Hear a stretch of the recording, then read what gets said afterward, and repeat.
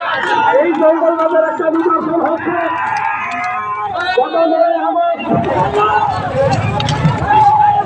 বসে যাও গাড়ি যাচ্ছে ওই জন্য কলকাতার আর্জি করে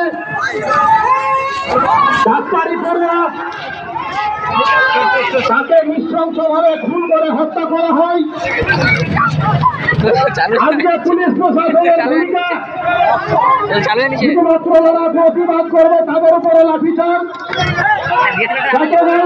নৈহাটিতে ছাত্রগুলো এবং সাধারণ মানুষের মিশে পুলিশের ব্যাপক লাঠিচার্জ।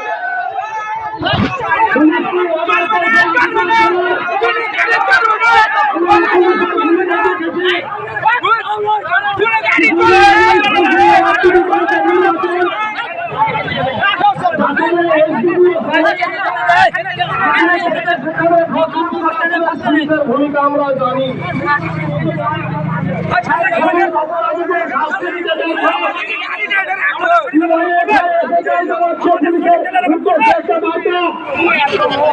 আমরা আপনাদের জন্য চুরি উপহার নিয়ে এসেছি, আপনারা চুরি করে বসে থাকুন। পুলিশের চুরি করে বসে থাকা ছাড়া কোনো কাজ নেই, আর তৃণমূলের দালালি করা ছাড়া কোনো কাজ নেই। আজকে পুলিশ প্রশাসনকে লাঠিচার্জ করার অর্ডার কে দিয়েছে আমরা এটা জানতে চাই।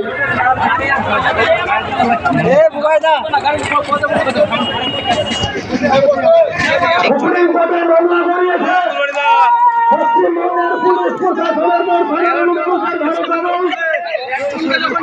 সুপ্রিম কোর্টে মামলা করাবার পরে চন্দ্র বাবাজি পশ্চিমবঙ্গের শাসক দল থেকে মুখ্যমন্ত্রীকে বাঁচাতে ব্যস্ত।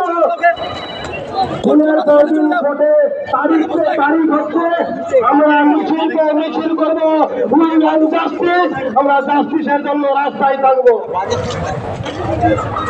আজকে ছাত্র যুব মহিলাদের জমায়েত